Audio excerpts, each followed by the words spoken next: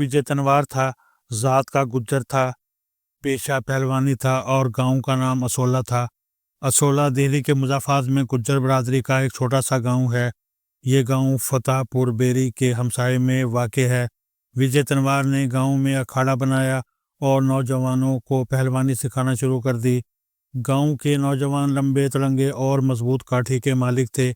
पहलवानी और कबड्डी गांव का पुराना शुगल था। लोग कसरत और बॉडी बिल्डिंग में दिलचस्पी रखते थे। चुनाचे विजय तनवार का अखाड़ा कामयाब हो गया। गांव के 50 से ज़्यादा नौजवानों ने अखाड़े में कसरत शुरू कर दी।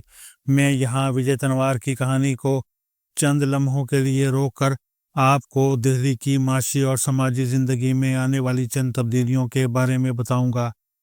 इन तब्दीलियों का विजय तनवार और गांव असोला से गहरा ताल्लुक था।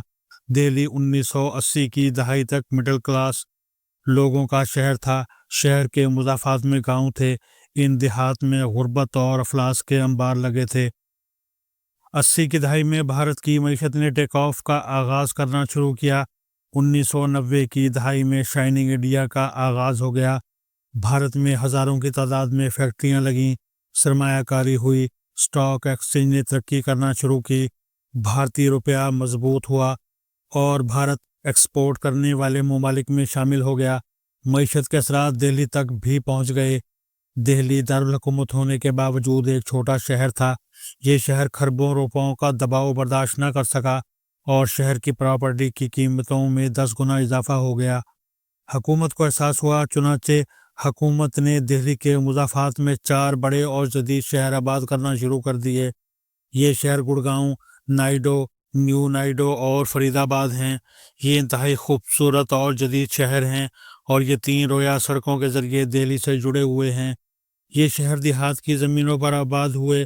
ज़मीनें महंगी हो गईं और वो लोग जो कभी बड़ी मुश्किल से 2 वक्त की रोटी पूरी करते थे, वो 4-4, 5-500 करोड़ के मालिक बन गए। शहर में अरब और खरबपतियों की नई क्लास ने जन्म लिया। इस क्लास के लिए महंगे रिहायशी इलाके भी बने, मॉल्स भी, शराब खाने भी और नाइट क्लब्स भी। दुनिया में जहाँ भी नए करोड़ और अरबपति जन्म लेते हैं, वहाँ नए मॉल्स, सिनेमा हाउसेस, शराब खाने और नाइट क्लब बनते हैं और बाद अज़ां वहाँ सिक्योरिटी गार्ड्स की ज़रूरत पड़ती है। अंग्रेज़ी में इन गार्ड्स को बाउंसर्स कहा जाता है। ये बाउंसर्स जिस्मानी लिहाज से खूबसूरत, लंबे तड़ंगे और जवान होते हैं। आपको बाउंसर्स यूरोप, अमेरिका और मशरिक़ बईद जैसी सोसाइटियों में भी मिलते हैं। इनका काम night club, restaurant, malls, cinema और बास के दफ्तर की सूरत हाल को कंट्रोल रखना होता है। ये नापसंदीदा ख़वातीनो हज़रात को उठाकर बाहर फेंक देते हैं।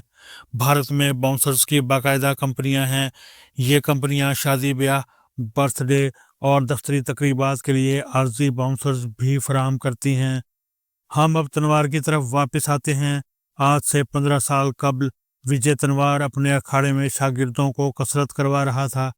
दिल्ली के एक पब के मालिक को एक रात के लिए बाउंसर्स की ज़रूरत थी। वो बाउंसर्स तलाश करता हुआ असोला पहुंच गया। वो विजय के अखाड़े में पहुंचा। इसने इसका जिस्म और पर्सनैलिटी देखी और इसे एक रात के लिए 10,000 रुपये की पेशकश कर दी। विजय के लिए ये बड़ी रकम थी। इसने ये पेशकश कबूल कर ली।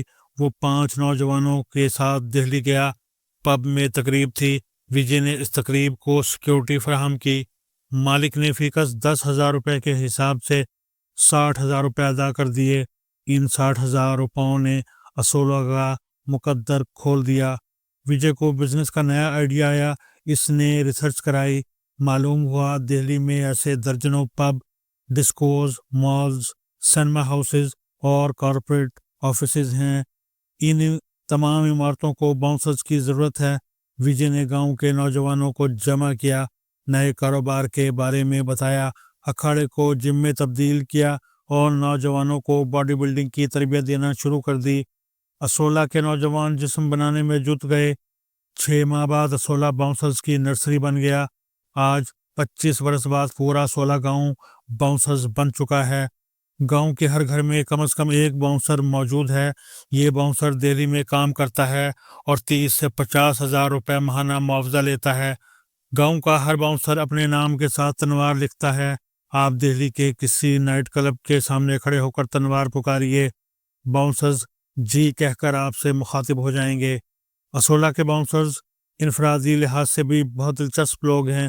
یہ سگریٹ اور شراب نہیں پیتے، یہ لڑائی جھگڑا نہیں کرتے، یہ مرضی کی شادی کے خلاف ہیں، یہ والدین کی خواہش کے مطابق صرف ارینج میرج کرتے ہیں، یہ جوا بھی نہیں کھیلتے اور یہ کسی بھی جرم میں ملوث نہیں ہوتے، یہ روز ورزش کرتے ہیں۔ اسولہ کے باؤنسرز روزانہ 10 انڈوں کی سفیدی، 3 لیٹر دودھ، درجن کیلے اور ایک ابلی ہوئی مرغی کھاتے ہیں۔ یہ لوگ گالی نہیں دیتے۔ ان لوگوں نے باؤنسر سماج کے نام سے تنظیم بھی بنا رکھی ہے۔ یہ لوگ دہلی میں برانڈ بن چکے ہیں۔ شہر کی کمپنیاں جب بھی باؤنسر کے لیے اشتہار دیتی ہیں تو یہ تنوار نام کے نوجوانوں کو ٹیسٹ اور انٹرویو کے بغیر سلیکٹ کر لیتی ہیں۔ یہ دلچسپ اور کارآمد تجربہ ہے۔ ہم ملک کے مختلف حصوں میں اس تجربے سے فائدہ اٹھا سکتے ہیں۔ پاکستان 25 کروڑ لوگوں کا ملک ہے۔ ہمارے ملک میں ہر سال 10 لاکھ نئے ڈرائیوروں، 20 لاکھ مستریوں، مزدوروں اور ترکھانوں، 5 لاکھ موٹر مکینکس، 10 لاکھ پلمبرز، الیکٹریشنز اور پینٹرز کی ضرورت پیدا ہوتی ہے۔ ہمارے ملک میں ہر سال 7 لاکھ نئے گھروں کی ڈیمانڈ پیدا ہوتی ہے۔ 10 برسوں میں سیکورٹی گارڈز کی 30 لاکھ اسامیاں پیدا ہوئیں۔ ہمارے ملک کے ہر شہر میں نرسوں، وارڈ بوائز، لیب ٹیکنیشنز اور کمپاؤنڈرز کی ہزاروں اسامیاں موجود ہیں۔ آپ کو 5 اسٹار ہوٹلوں میں بھی اچھے ویٹرز نہیں ملتے۔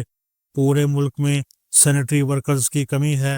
آپ کو پرسنل اسسٹنٹس بھی دستیاب نہیں ہیں اور آپ آفس بوائے کی تلاش میں بھی برسوں خوار ہوتے ہیں۔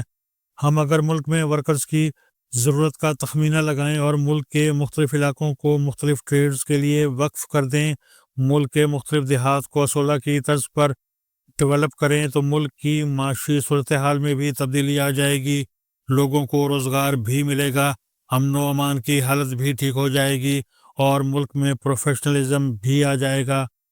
راولپنڈی اور اسلام آباد کے زیادہ تر ویٹرز مری اور آزاد کشمیر کے علاقوں سے تعلق رکھتے ہیں۔ حکومت یا علاقوں کے مخیر حضرات اگر ان دیہات میں ویٹرز کی ٹریننگ کا چھوٹا سا ادارہ بنا دیں، ان بچوں کو ٹریننگ دیں اور ایک سسٹم کے تحت انہیں نوکریوں کے لیے بھجوائیں تو انہیں معاوضہ بھی اچھا ملے گا، یہ نوکری بھی جلد حاصل کر لیں گے اور ملک میں پروفیشنل ویٹرز کا ٹرینڈ بھی شروع ہو جائے گا۔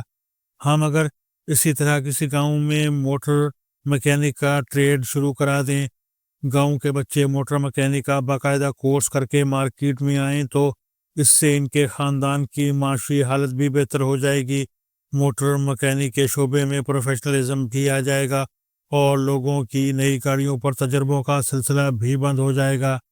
ہم اسی طرح زرعی علاقوں کو بھی مختلف اجناس میں تقسیم کر سکتے ہیں۔